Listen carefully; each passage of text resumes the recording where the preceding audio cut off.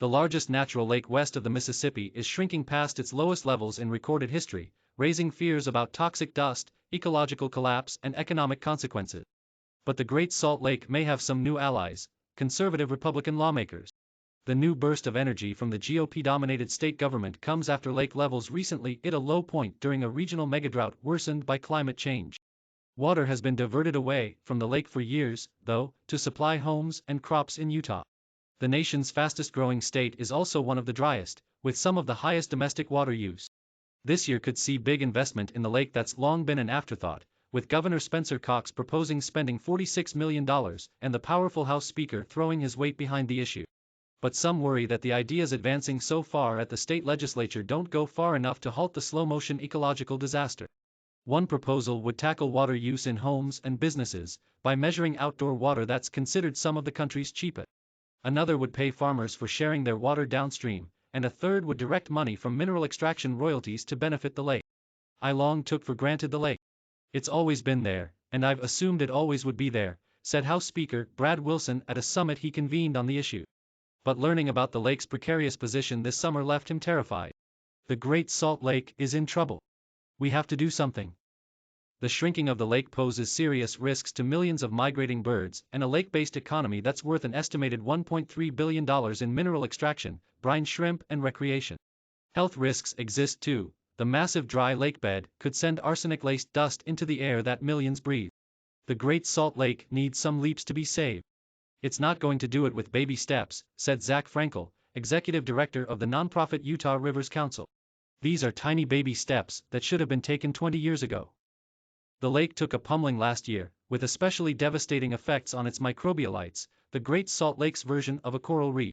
The mushroom-like structures are formed by furry, deep green mats of microbes, which are the base of the lake's food chain and main sustenance for brine shrimp.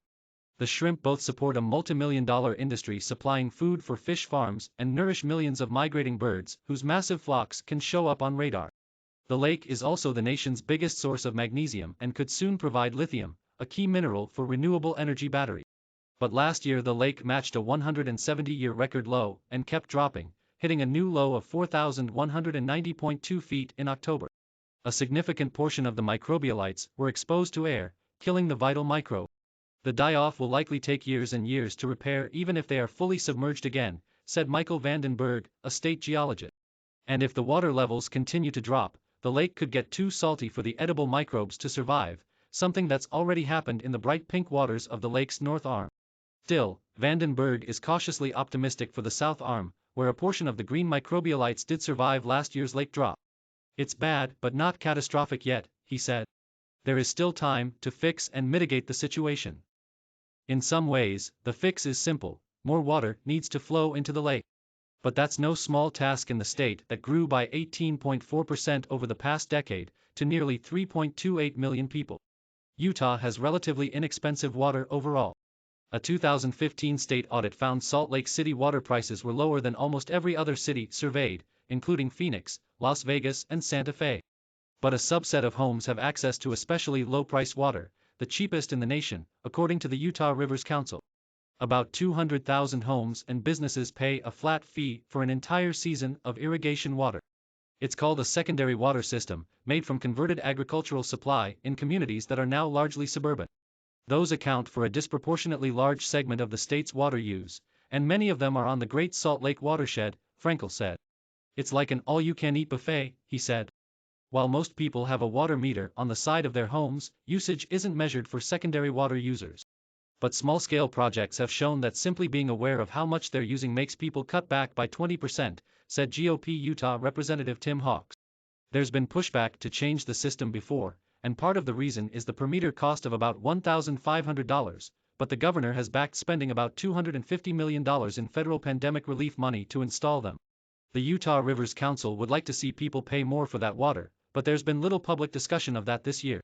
Hawks argues that even conserving 20% through awareness would dramatically increase the chances that the lake stays healthy. This year is shaping up to be a wetter year than 2021, but that doesn't immediately translate to more water for the lake. First comes replenishing drinking water supply. Then comes the lake. And homes and businesses aren't the only ones that need moisture. About 65% of the water on the Great Salt Lake watershed goes to agriculture. Farmers have a right to that water, and under historic laws, they could lose the water they don't use. Right now, there's actually a disincentive for agriculture to conserve, or optimize, the water they're using, said Republican Representative Joel Ferry.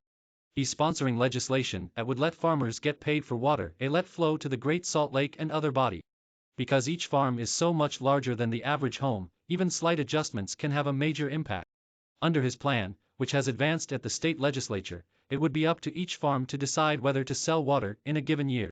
The fund would also likely start with some federal pandemic money, and backers would hope to get donations as it continued. This is going to be a slow start, said Ferry, who is a farmer himself. We recognize there's a problem, and farmers want to be part of the solution. Ultimately, the solutions to this are going to be expensive. The costs of doing nothing may be even higher. The draining of California's Owens Lake as Los Angeles grew has cost billions.